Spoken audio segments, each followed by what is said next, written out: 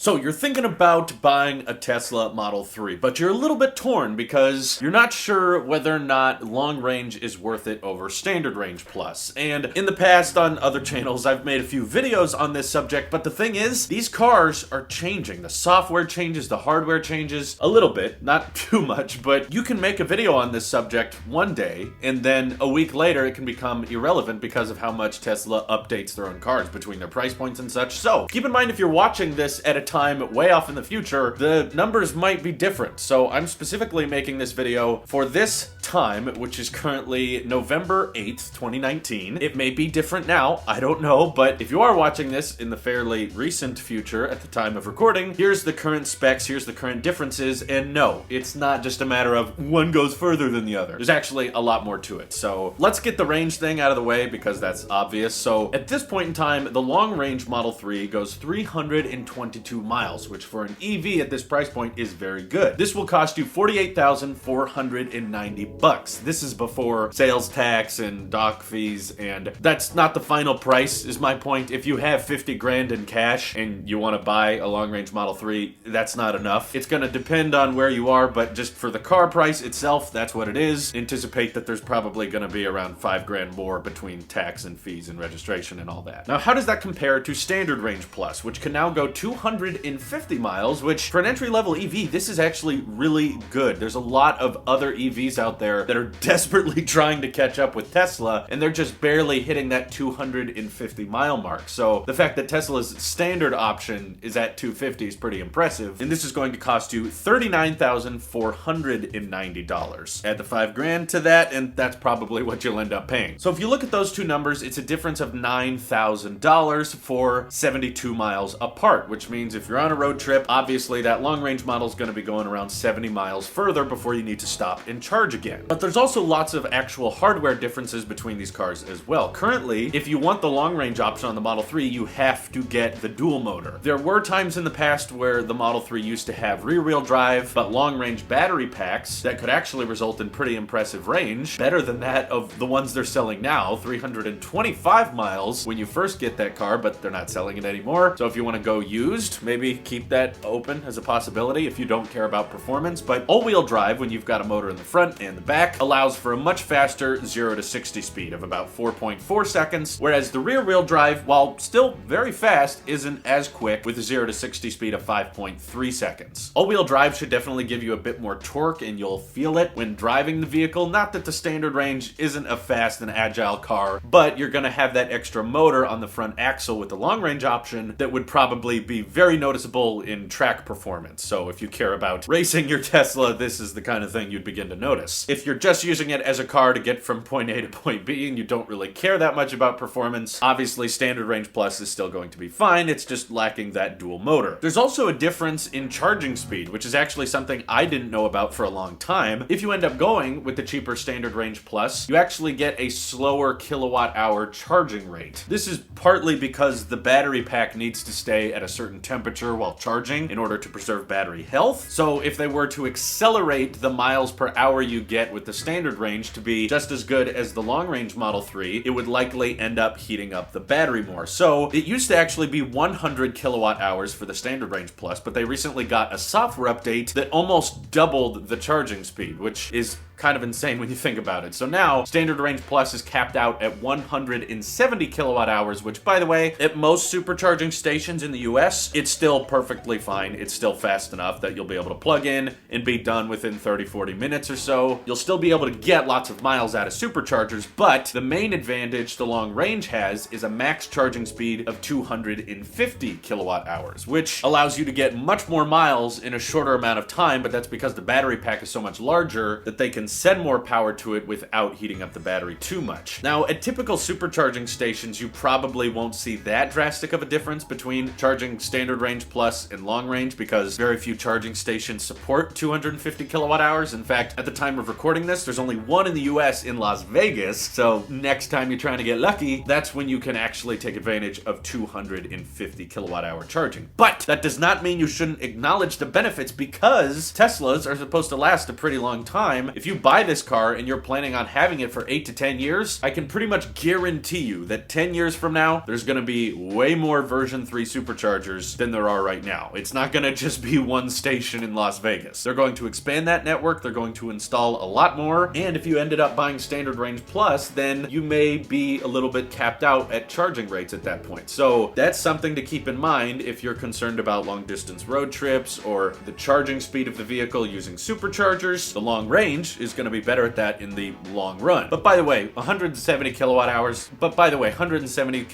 still really fast charging speed. It's still convenient enough. It's just long range has that, unique advantage. The biggest reason I think most people should actually consider getting a longer range battery pack isn't necessarily road trips. If you drive a lot on the road, then yeah, you probably know you want long range in the first place, but the bigger reason for everyday people who maybe some of you say, I don't do road trips, I don't drive long distances that much, battery degradation in the long run is the main reason. There's research being done, given the Model 3 is still a pretty recent car, we haven't seen much battery deterioration over the years, but looking at how the Model S has aged on vehicles from 2012 that have now been on the road for 7 years. Worst case scenario, in harsh conditions with lots of miles, people were seeing on average about 10 miles come off the battery range every year. Now, again, that is worst case scenario, and from the statistics we've seen of the Model 3 versus the S, it appears that naturally, the Model 3 vehicles are much better at preserving their battery than the Model S. So I'm not trying to tell you in this video that after 10 years of driving the Model 3, it's going to have 100 miles less range. I'm saying that's what it was for the Model S and in the worst conditions. So with the Model 3, you're going to get range loss. It probably won't be that bad, but you should still definitely anticipate it. I don't think it ever hurts to assume the worst. So if we're assuming that it's going to be as bad as the Model S, which it won't, we already know it won't. That would mean if you bought the standard range Model 3 10 years from now, that could have a range of closer to 150 miles, meaning that even when you maxed it out at 100%, you wouldn't quite reach the 200 mile mark that so many people feel more comfortable with when driving an EV. That would be a pretty big concern if you're using it for more than a town car, range being severely depleted like that, but like I said, I don't think it'll be that bad. What's more realistic is 10 years from now, Standard Range Plus will probably be capped out at 200 miles if you've been driving it a lot, but obviously if you don't put as many miles on it, it probably won't deteriorate as quickly. But Tesla has some of the best battery health preservation features of any piece of tech out there, let alone a car. Does much better than your MacBook, your iPhone, or your iPad because they have cooling systems in place to try to preserve that battery to the best of their ability. But even in those worst case scenarios, knowing that if you bought the long range Model 3, 10 years from now, you were slamming this thing, you were launching it all the time in really, really harsh environmental conditions, you would still have over 200 miles of range 10 years from now, which for an electric vehicle is pretty good. And after 10 years or so, you're probably going to want to near the point of replacing the battery pack, which is expected to cost around $5,000. But again, that could change in a decade. I mean, Tesla Fremont factory is barely 10 years old. Lots of things could happen in those 10 years, but if you live in cold climates and you need to run the heater on your car a lot, long range is also a good idea because your range will deplete faster when using heating in the car or those heated seats. And there's also the whole difference of premium interior versus partial premium, which the website doesn't actually reflect the changes they made to Standard Range Plus in version 10. Standard Range Plus got a bunch of benefits in the last version 10 update. So now you have the web browser, you have the music streaming, you don't have rear heated seats, those are still software locked, but you do still get Tesla Theater like YouTube and Netflix and Hulu and that kind of thing. The speakers are supposed to be a little bit worse, the subwoofer is deactivated. Long range obviously gives you premium interior, so satellite view, immersive audio, all that jazz you get with the long range option. But there is rumors that Tesla is going to launch a premium interior subscription plan, which will mean for like $100 a year, you can turn on all those premium features the long range has. So that's not permanent to the vehicle. That could change with time. And like we saw with version 10, software updates come and can add a bunch of features to the car that may be deactivated at first. It's kind of messed up that they can do that, but they need the money. So